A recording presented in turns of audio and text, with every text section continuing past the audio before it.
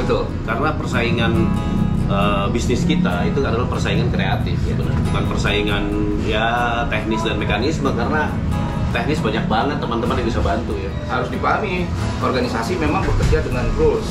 Ya, kata nggak ada kitab sucinya, tapi memang isi dan kontennya itu memang ya kita bisa beradaptasi dengan kebutuhan dan sesuai dengan pekerjaan dan industri kita. Itu kan sebenarnya dari sebuah pengalaman dirumuskan menjadi teori. Atau teori itu berdiri sendiri baru dijalankan menjadi sebuah pengalaman. Knowing every particularly object. Kepo ya, kepo, lo harus kepo tuh. Assalamualaikum warahmatullahi wabarakatuh. Ketemu lagi di Event Indonesia bersama gue Antonovos. Dan hari ini gue pengen ngobrol sama Mas Budi soal macam-macam lah tentang dunia event yang mudah-mudahan bisa menginspirasi teman-teman semua di Event Indonesia Channel. Kita lihat seperti apa.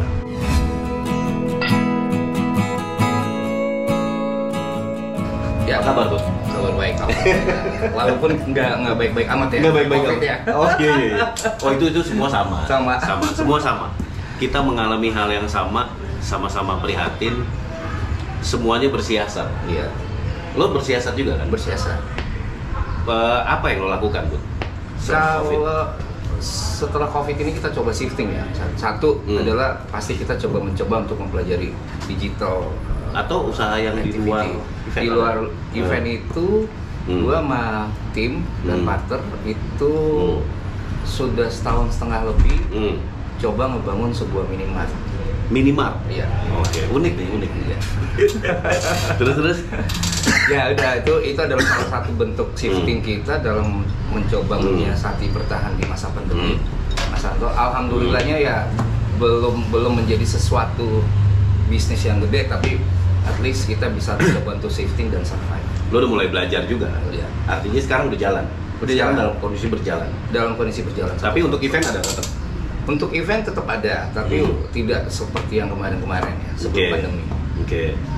Nah, Bud, lo kan dari sebuah perusahaan yang bernama Dimensi. Betul. Dimensi yang gue tahu itu kan juga ownernya adalah Mas Pon ya di Makassar. Nah, yang unik adalah teman-teman, kalau perusahaan di Jakarta biasanya kita punya kantor cabang di daerah, ya kan, untuk memudahkan koordinasi. Tapi yang ini adalah perusahaan di daerah di Makassar membuat cabang di Jakarta. Apa, Bu, objektifnya, Bu? Sebenarnya objektifnya satu, balik lagi adalah opportunity sebenarnya. Jadi kalau kita tarik mundur ke belakang, itu di tahun 2011 saya hijrah 2012 ya. 2011 saya dapat temen ngasih kerjaan, sub lah ya, jadi lokal di Makassar. Akhirnya saya ngerjain dari proses ketemu itu, terus saya kerjain eventnya. Ada satu obrolan. Obrolan gimana kalau misalnya teman itu bilang, Bud, gimana kalau misalnya saya coba jual jadi marketing representatif Dimensi untuk Jakarta. Gua challenge balik, Mas. Gua bilang, ngapain marketing representatif? Bagaimana kalau kita buka cabang di Jakarta? Lo aja di Jakarta gitu. Berarti mendekatkan diri ke klien. Iya, mendekatkan diri ke klien. Jadi ada dua sebenarnya targetnya, Mas. Satu, memang awalnya mendekatkan diri, berikutnya jadi kompetitor.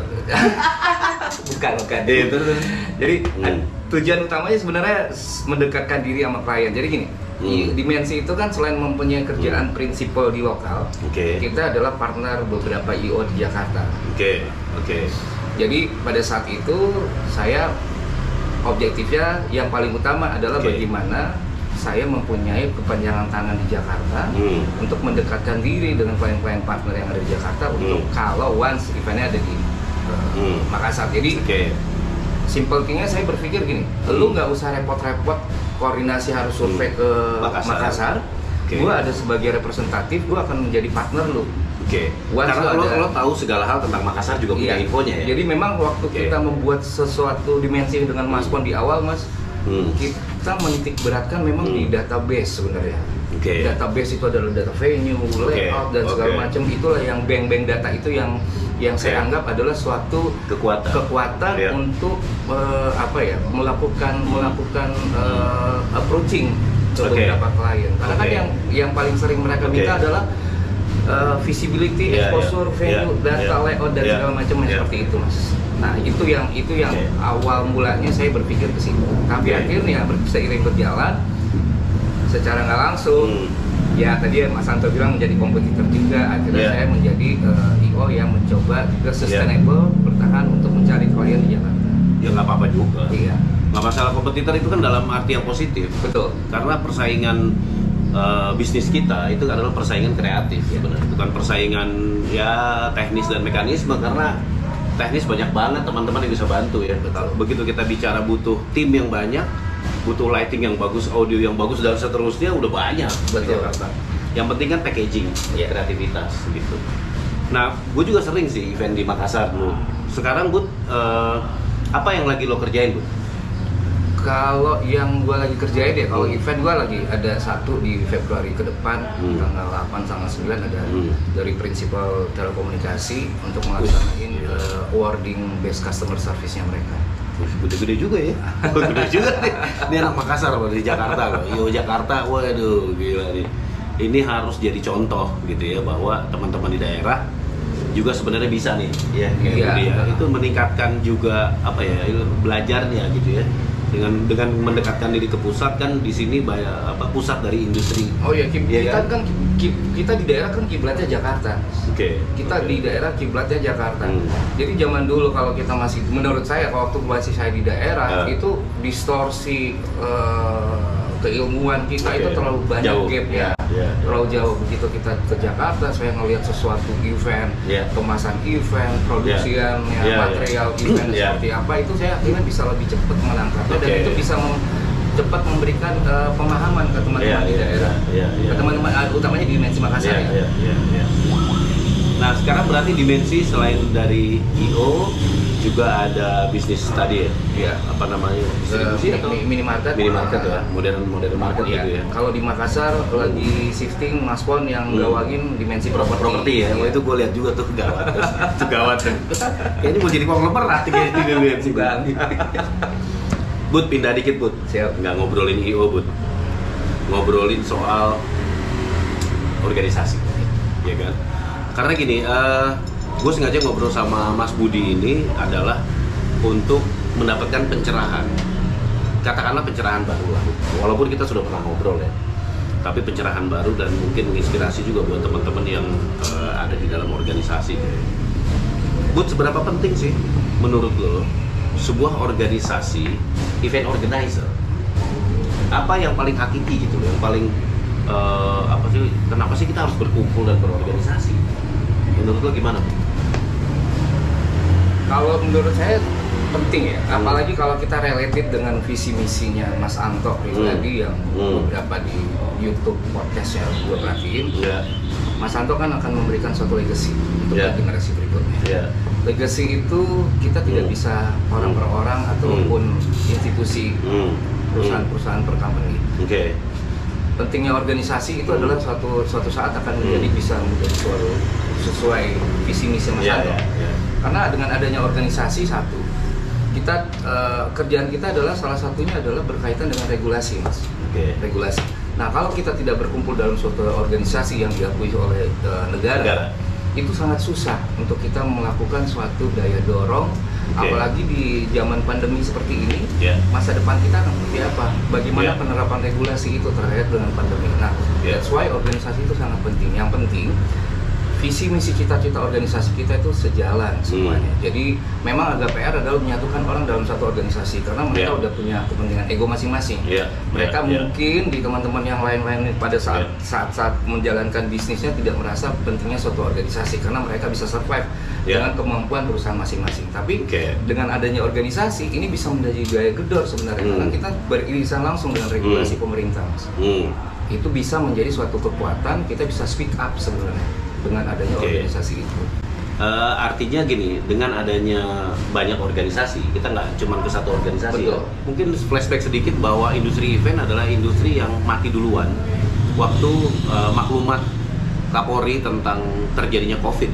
Jadi kita kurang lebih sudah hampir beristirahat, hampir sedikit lagi 2 tahun pas. Yang gue pengen nanya sama lo adalah tentang bagaimana seharusnya sebuah organisasi yang isinya adalah orang kreatif. nggak mudah gitu bro. Nggak mudah gitu, orang kreatif dan bisnis lagi gitu kan. Kreatif itu kan barbar Mas ya. Iya. Break the rules. Iya, break the rules gitu. Nah, gimana caranya mengorganisasi orang-orang yang kebanyakan pakai otak kiri ya kalau kreatif itu ya? Sebenarnya balik lagi Mas. Jadi berbicara mengenai organisasi, itu memang tidak terlepas dari pengalaman organisasi dalam memanage organisasi sebenarnya.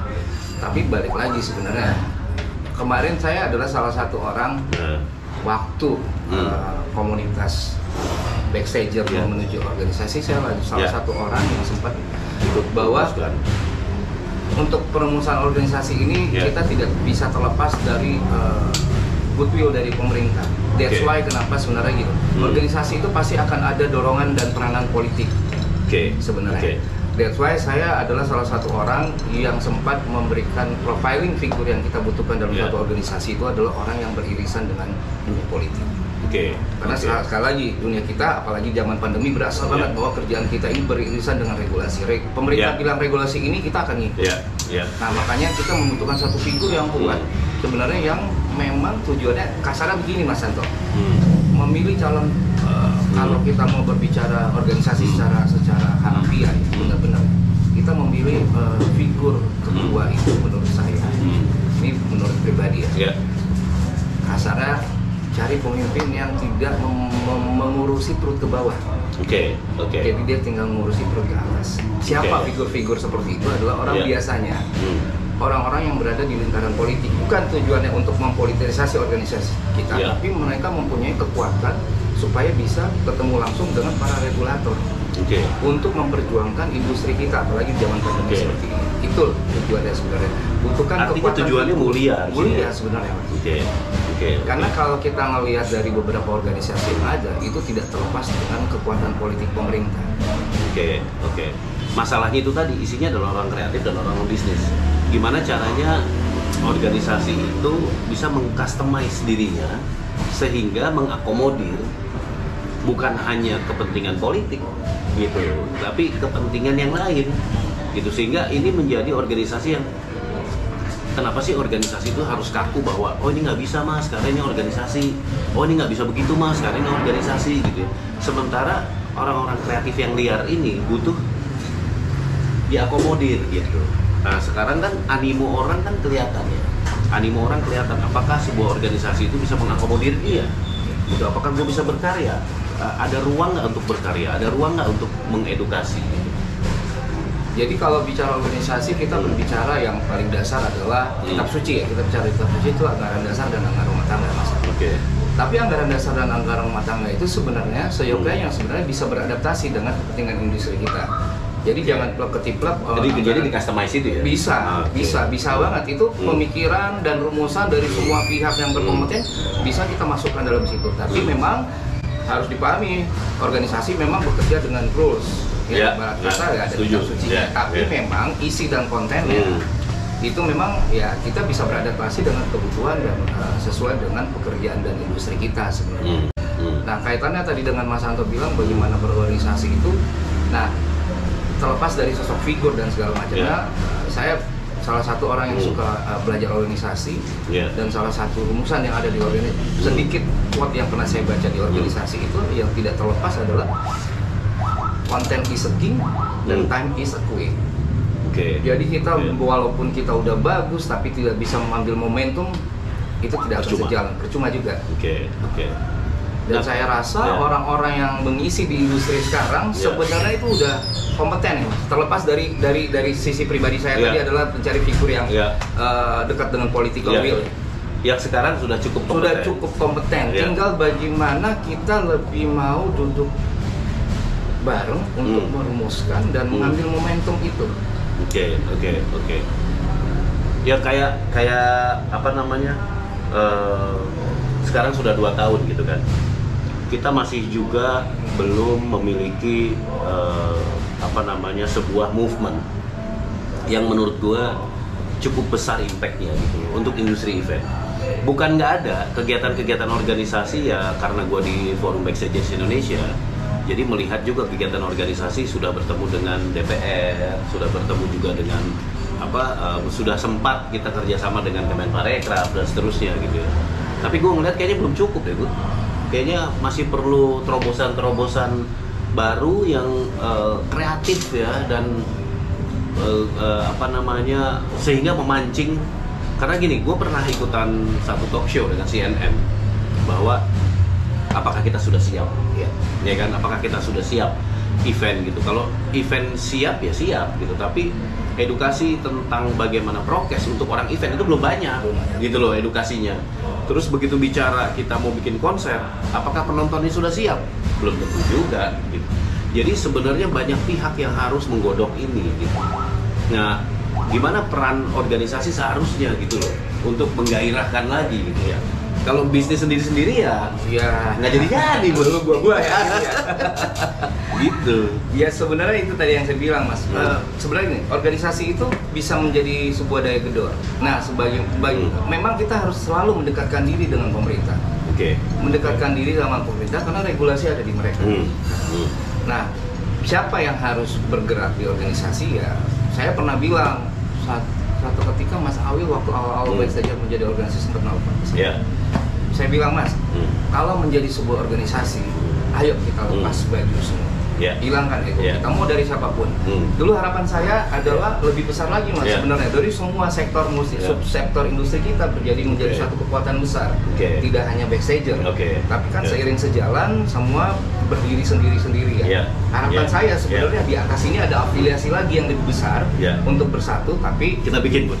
Ada afiliasi lagi satu, Mas. Jadi semua yang kita ambil contoh ya, diaminkan aja. Diaminkan. Kita ambil contoh organisasi serikat pekerja. Serikat pekerja itu banyak, tapi di atasnya ada afiliasi, yang untuk mempunyai daya gedor yang lebih kuat. Karena apa? Itu untuk balik lagi break ke regulasi. Artinya dari organisasi yang sudah ada itu harusnya berkumpul ya. Berkumpul, ngobrol. Apa yang sama. Tujuan apa yang sama? Itu yang diusahakan bersama-sama. Jadi baju backstager kita lepas, ego yang ini kita lepas, kita berkumpul afiliasi, tujuannya satu. Jadi kolaborasi itu kunci ya? Tepat kunci. Zaman sekarang lebih banyak dengan adanya pandemi mengajarkan kita untuk kolaborasi. Benar. Dan kita memang secara institusi jadi mengecil. Secara institusi mengecil, tapi sebenarnya kita lebih hangat di dalam persahabatan dan mencari solusi gitu. Tapi sekarang udah nggak harus lo sama gue harus satu perusahaan supaya satu tujuan itu tercapai, nggak juga gitu. Jadi sekarang ada satu tujuan, kita raih sama-sama dan kita dapat keuntungannya masing-masing. Kalau bisnis, Bud, karena organisasi itu harus berkembang, benar nggak? Iya. Organisasi butuh duit nggak sih, Bud? Pastinya sebenarnya, Mas, organisasi butuh duit. Jadi sebenarnya kalau dia butuh duit, kenapa organisasi nggak bisa berbisnis? Ada banyak, ini masih polemik sebenarnya. Ada orang yang menganggap bahwa organisasi tidak berbisnis. Ini konteksnya mau seperti apa? Apakah organisasi tersebut yang mengambil pekerjaan? Atau organisasi sebagai medium untuk memperluas potensi-potensi bisnis dari anggotanya, jaringan. Kalau aku sih melihatnya organisasi sebagai medium, tidak berbisnis secara literally ya. Tapi untuk mendapatkan kekayaan, untuk membesarkan organisasi yang kita rasa nanti organisasi itu bisa menjadi sebuah motor kita untuk bagian mempertahankan ekosistem IO kita. Why not? Mereka juga berkontribusi, mereka mendapatkan suatu keuntungan, itu penting, Mas. Tapi karena gue pikirannya gini. Yang lo bilang tadi orang-orang kreatif atau barbar. Gimana caranya orang barbar ini memiliki wadah yang wadah ini juga punya daya dorong kapital gitu, sehingga mewujudkan sebuah pemikiran menjadi sebuah karya itu nggak terpatok hanya lo ada duitnya apa enggak. Kalau di dalam organisasi masih nanya-nanya gitu ya nggak jadi gitu. Kalau organisasi juga hanya mengandalkan iuran, istilahnya kan yang wajib di organisasi kan adalah iuran ya. Iuran anggota berapa sih? Nah, gimana caranya kita bikin program-program besar gitu.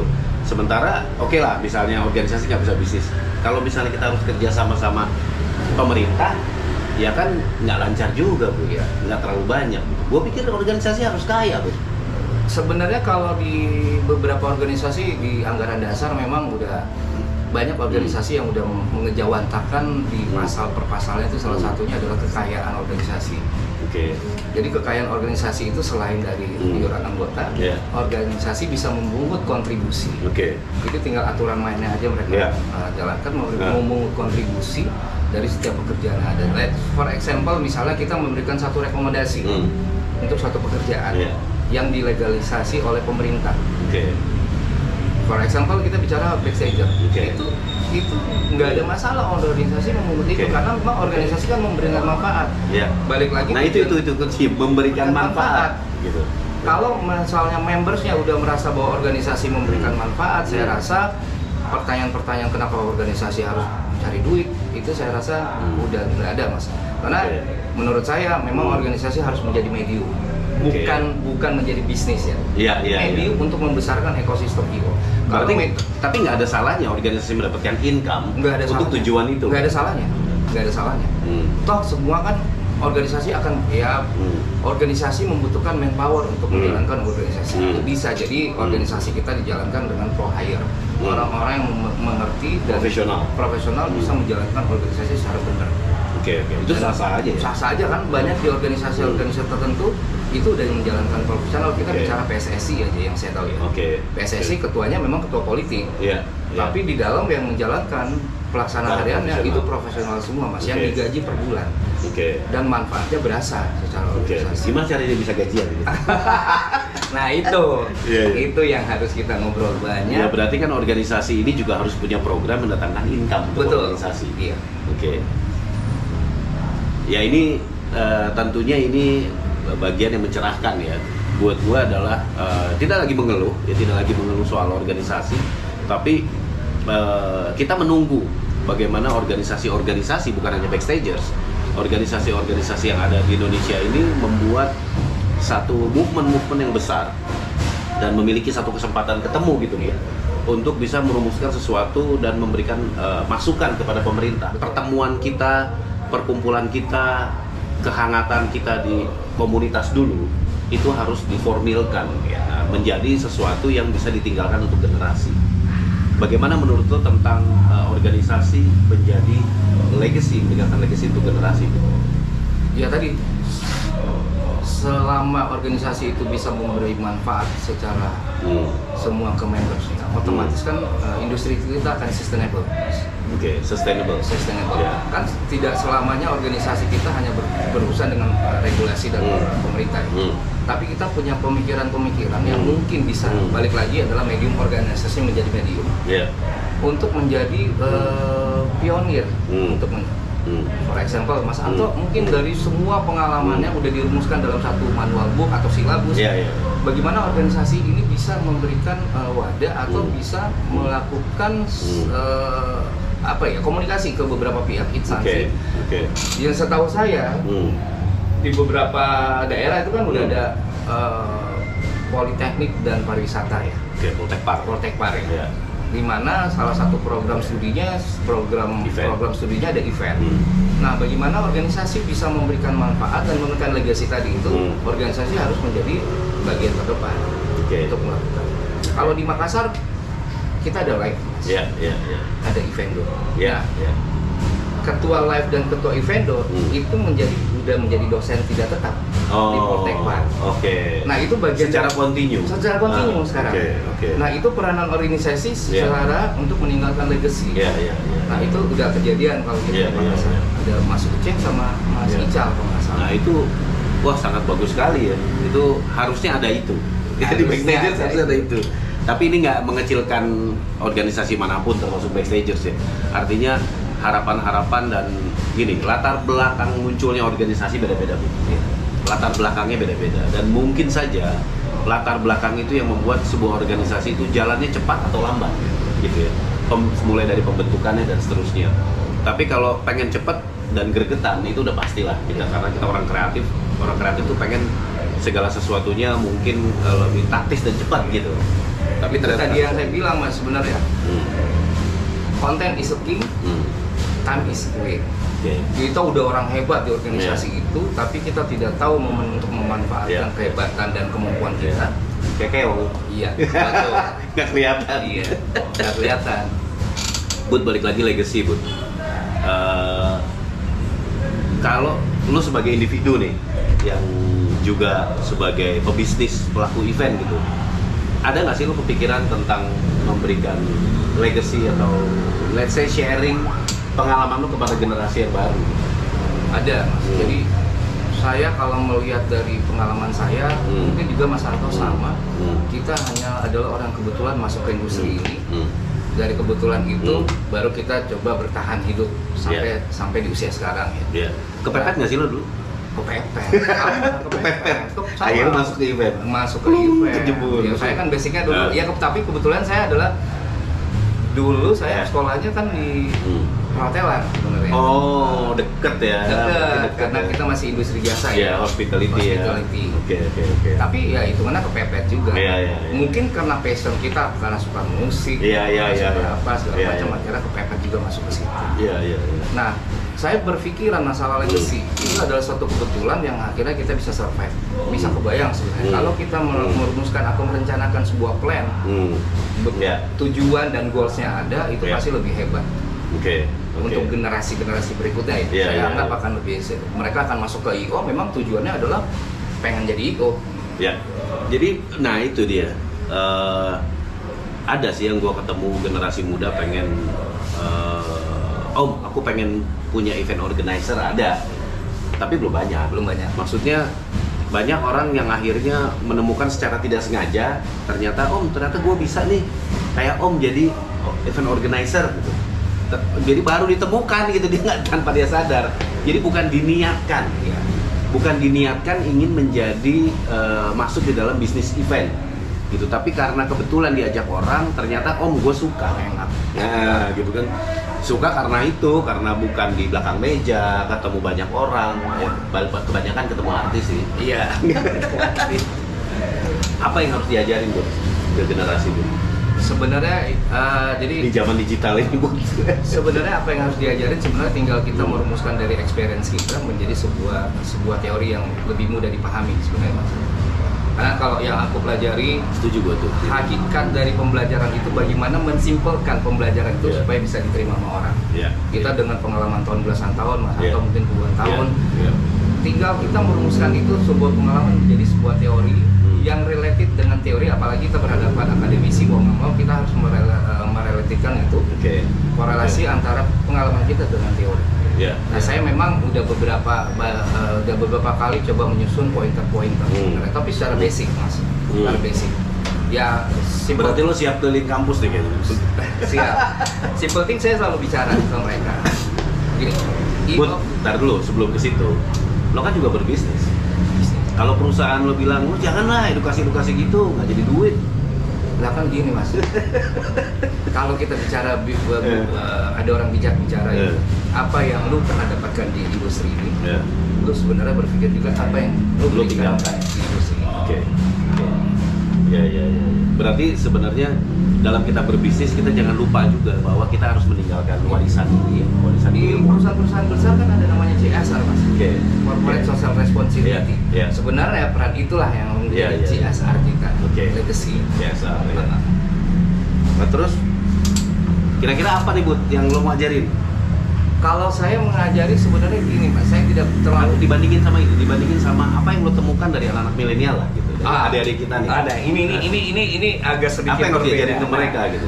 Jadi gini, dari beberapa pengalaman saya ketemu dengan teman-teman milenial dan melihat referensi dunia milenial sekarang, adalah kalau zaman dulu kita belajar orientasinya ke proses. Hasil nomor 2. Kalau zaman milenial, mereka tidak berorientasi ke proses, tapi berorientasinya ke hasil. Ini sangat berbeda emang. Tapi gue pernah pakai prinsip itu loh, itu unik nih. Jadi gue waktu sempat punya kantor ya, sempat ngejalanin 3 perusahaan sekaligus dalam waktu yang sama. Agak susah gue menemukan yang gue bilang the best employee gitu ya, karena semua orang masih harus ditutor tentang pekerjaannya. Di tengah jalan mislead, di tengah jalan flop, di tengah jalan terjadi masalah, sehingga gue sangat lelah waktu itu, jadi tidak bisa memberikan sharing kepada teman-teman di perusahaan. akhirnya gue pernah berprinsip waktu itu bahwa gue nggak peduli deh dengan proses lo belajar, dengan proses lo bekerja, gue hanya butuh hasil gitu. Terserah lo mau jadi apa, mau kayak apa bentuk lo, tapi yang penting hasil. Ternyata prinsip itu nggak gue pakai lagi gitu, karena itu salah sih sebenarnya gitu. Akhirnya gue ngelihat bahwa anak-anak milenial ini apakah mereka terlalu cepat belajar dan tidak memperdulikan proses yang lo bilang tadi gitu. Bagaimana mengajarkan mereka gitu, mengerjakan mereka bahwa proses itu penting, proses itu experience. Lo akan menemukan trial and error gitu, Bud. Tapi memang ini agak harus mix and match sebenarnya, Mas. Jadi memang dari 100% pengalaman kita orientasi ke proses, mungkin ada beberapa part yang harus kita buat. Karena kita harus udah merge dengan mereka. Nah, salah satunya adalah gini, yang aku tangkap adalah milenial itu tidak mau tertekan pressure. Dia harus fun. Dia harus fun. That's why berarti yang tadi manage by fun. Saya sudah menerapkan itu di beberapa tahun terakhir, Mas. Jadi saya itu dengan teman-teman karyawan itu hampir tidak ada gap. Gue cuma bilang, suatu ketika gue harus lihat gue sebagai bos, suatu ketika lu perlakukan gue sebagai teman, suatu ketika lu perlakukan gue sebagai kakak. Gue manajenya seperti itu. Jadi gue nganggapnya gini, kita itu dunia IO itu seperti anak TK. Kalau TK belajar sambil bermain, kalau kita bekerja sambil bermain. Itulah yang gue coba manage by fun itu. Gue dulu pernah kerja nih di satu perusahaan radio ya, sebut aja Prambors. Waktu itu ada sedikit yang gue dengar lah info ya, yang gue dengar bahwa kan zaman itu belum ada IO ya, masih sedikit dan masih radio off air ya, masih off air gitu. Jadi radio Prambors itu adalah radio anak muda yang dikenal paling kreatif ya, karena karya-karyanya selalu heboh. Tapi begitu kita di situ membuat divisi event organizer, sebagian orang bilang, wah gue nggak akan ngasih kerjaan ke radio anak muda lah gitu, karena pasti ini isinya adalah kegiatan anak muda yang mungkin kebanyakan funnya, jadi nggak serius gitu. Sementara gue brand message ini harus di-deliver. Nah akhirnya divisi off air Prambors waktu itu berkembang. Akhirnya kita bisa menggarap perusahaan-perusahaan besar, rokok-rokok internasional kita garap gitu ya, terus macam-macam lah gitu. Nah akhirnya gue di situ sadar bahwa kreativitasnya harus di-manage itu. Nggak bisa kreativitas liar, itu nggak bisa. Termasuk di organisasi ya? Balik lagi ke organisasi. Iya, kalau kita berbicara organisasi kan kita bicara organize, Mas. Balik lagi, apapun itu organisasi perusahaan atau organisasi kita, balik lagi, kita nggak bisa melupakan suatu teori 4 fungsi dasar manajemen itu. Planning, organizing, evaluating, and controlling. Pelan-pelan apa? Jadi, kalau menurut saya, organisasi itu how to manage, organize, sama organisasi di perusahaan maupun di organisasi secara prinsip sama ya? Secara prinsip sama, karena kan kita balik lagi akan bertemu dengan 4 fungsi dasar manajemen. Ini dulu kita udah pernah belajar, tapi kita mengabaikan ini. Begitu kita ketemu di suatu realita, ini kembali lagi tujuan. Nah itu tadi 4 fungsi dasar manajemen itu yang sangat penting sebenarnya. Apa aja? Basic planning, merencanakan, mengorganisasi. Organisasi itu menyusun struktur orang per orang yang untuk menjalankan sebuah perencanaan itu. Actuating adalah memberikan arahan dan controlling hasil dari planning, organizing, dan actuating tersebut. Terakhir adalah controlling. Mau budget control, manajemen control, human resources control, capital control, itu sangat penting sebenarnya. Jadi memang berat ya, Bu? Balik lagi, itu tadi yang saya bilang, banyak kita secara jujur tidak anti teori. Sekarang saya malah mencoba memberikan pemahaman ke adik-adik sekarang, jangan anti teori. Karena apa yang kita jalankan itu semuanya ada related teorinya sebenarnya. Supaya itu kita right on track sebenarnya, Mas. Karena experience itu kan meninggalkan sesuatu yang benar dan meninggalkan sesuatu yang salah sebenarnya. Kita pernah melakukan kesalahan. Bahkan gue sendiri pribadi ya bisa bilang bahwa gue tuh orang yang banyak kesalahan. Gue banyak flop gitu, banyak dikomplain sama klien. Tapi tidak sedikit juga gue mendapatkan pujian gitu ya, bahkan mendapatkan penghargaan dan seterusnya gitu. Nah pengalaman-pengalaman ini yang membuat akhirnya jalan tengahnya tuh apa sih gitu. Nah yang bisa kita share adalah bagaimana supaya kita nggak salah di tengah jalan gitu. bagaimana supaya kita nggak salah di tengah jalan, ya balik lagi saya bilang kita memang harus sedikit banyaknya belajar secara teori. Nah, teori mengatakan, apakah menurut lo nih, apakah teori mengatakan bahwa untuk berjalan lancar dan bagus ke depan orangnya harus banyak? Nggak juga. Kan ada dulu kan kita kalau zaman dulu ya, zaman kita kan multitasking ya. Kita dituntut multitasking. Nah, memang sebenarnya ada beberapa mungkin di kepala saya memang sebenarnya gini, struktur kita itu sebenarnya harusnya dibedakan jadi dua, Mas. Struktur manajemen sama struktur event. Kan yang jadinya kan sekarang kita nyampur. Kita berpikir event structure-nya, kita berpikir event manajemen structure ya, bisnisnya. Ini sebenarnya agak sesuatu yang berbeda. That's why kenapa di perusahaan-perusahaan itu ada account. Ada business development. Dia tidak berpikir teknis, dia tidak berpikir eksekusi. Nah, itu yang gue selalu sedikit berdebat ya sama teman-teman gitu, bahwa apa sih yang disebut production manager di sebuah event dan bagaimana dengan production manager di sebuah office. Karena buat gue seorang production manager di sebuah office itu tidak ke teknis pelaksanaan, tapi bagaimana dia memanage sebuah proses produksi, mulai dari bekerja sama dengan vendor yang tepat misalnya, mencari harga yang terbaik gitu. Karena begitu dia juga dilibatkan di dalam event, kok jadi berantakan.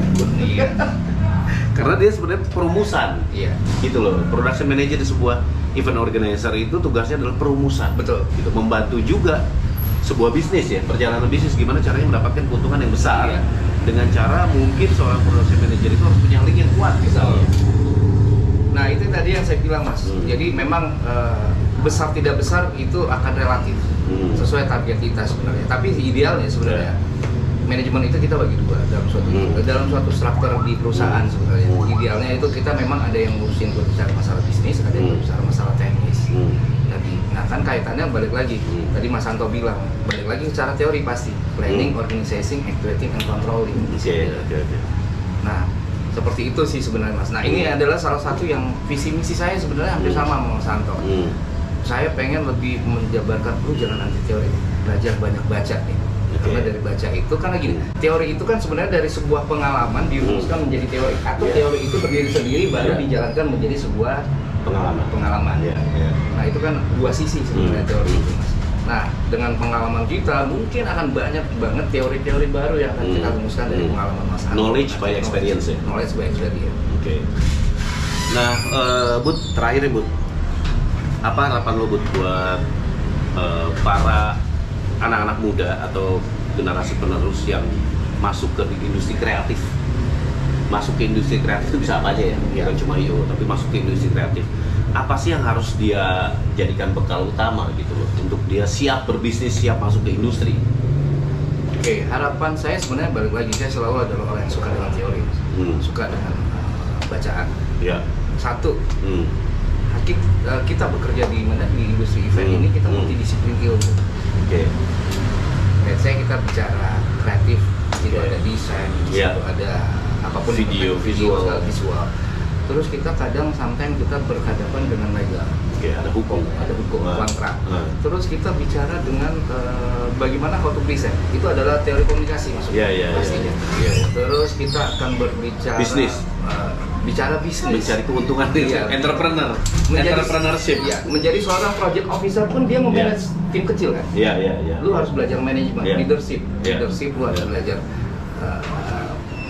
Jadi multidisiplin ilmu untuk adik-adik yang nantinya akan menjadi penerus kita itu. Itu saya harapan saya adalah jangan anti teori. Terus jangan anti teori ya. Kepo. Mencoba untuk knowing every particular object, mencari sesuatu banyak hal. Knowing every particular object. Kepo, lo harus kepo tuh, gitu kan. Itu sih harapan saya, Mas. Karena ya dari pengalaman kita kan kita bukan siapa-siapa kalau dari segi akademisi, tapi kita bisa berhadapan dengan seorang marketing director yang mungkin dari luar negeri, MBA, PhD. Tapi kan kita itu punya punya kepercayaan diri. Ya kalau dulu zaman dulu saya belajar Mas, organisasi ini adalah bagian dari namanya life skill sebenarnya. Life skill. Iya. Jadi suatu skill di luar kemampuan akademisi yang kita dapatkan di sekolah, tapi bisa menjadi suatu saat akan menjadi pegangan kita atau membuat kita survive. Oke. Bertahan itu. Nah ini yang kita bicara life skill. Jadi ya harapannya salah satu adalah dengan anti teori perbanyak untuk menguasai hal-hal yang di dunia industri ini, sama ya berbicara tujuannya untuk life skill. Karena nggak semua serapan kalau kita berbicara data ya, serapan tenaga kerja kelulusan S1. Kita bicara 100% itu paling 15-20% yang diterima di industri formal. 75-80% mau kemana? Kalau tidak dia mulai dari sekarang untuk menjadikan pilihan industri kreatif jadi pilihan. Karena saya sangat bangga dengan industri kreatif ini, Mas. Oh, kita bangga. Karena kita semua bisa tahu. Iya. Mas Anto yang tadi kita nggak bicara legal, kita tahu bicara legal. Iya, gue sempat berkontrak dengan perusahaan asing loh, yang isinya semua bahasa Inggris. Akhirnya gue harus meng-hire konsultan dan dia harus bisa bahasa Inggris. Akhirnya gue waktu berkontrak dengan perusahaan asing itu, gue didampingi oleh lawyer yang bisa bahasa Inggris dan gue menyampaikan pakai penerjemah lah. Jadi dia ngerti hukumnya, ngerti bahasa Inggris. Oke, Bud, nih hari ini gue mendapatkan banyak pencerahan ya, Bud. Siap, Mas. Nah, ini yang terakhir banget nih, banget. Tadi kan udah terakhir banget. Apa harapan lo kepada organisasi-organisasi ke depan? Ya, sebenarnya harapannya nggak muluk-muluk. Kita bisa bersatu. Benar-benar mempunyai tujuan yang sama, bahwa kita harus survive industri kita nanti pada saat di ujungnya, maksudnya suatu saat kita benar-benar industri kita bisa bangkit lagi. Harus bersatu, berkumpul, bisa speak up. Topangannya kuat. Dan harus memang kita intens melakukan komunikasi ke pihak regulator, dalam hal ini pemerintah. Karena kita kerjaan kita irisannya adalah regulasi. Iya. Jadi berarti balik lagi dari rangkuman obrolan kita ini, yang gua dapat adalah orang-orang ini harus punya integritas gitu ya. Ya kalau nggak berintegritas tuh kayaknya akan jatuh di tengah jalan atau banyak terpleset gitu ya. Karena hanya integritas yang membuat orang itu ada ingin mencapai satu tujuan. Betul. Gitu. Jadi lo gimana Bu ke depan? Optimis nggak? Dunia event bangkit lagi. Harus optimis, walaupun kita akan berhadapan dengan metaverse. Udah nggak ada kru. Lo tinggal klik, lo masuk ke dalam. Bud, terima kasih banyak Bud. Mas Aga. Udah mengisi konten Evit. Satu lagi, tujuan dari obrolan ini tidak untuk mendiskreditkan teman-teman atau pihak manapun, tapi ini adalah untuk buat gue adalah pencerahan dan untuk mudah-mudahan bisa menginspirasi siapapun yang menyaksikan event Indonesia, tentunya untuk kemajuan perkembangan industri event Indonesia. Thank you. Assalamualaikum warahmatullahi wabarakatuh. Waalaikumsalam.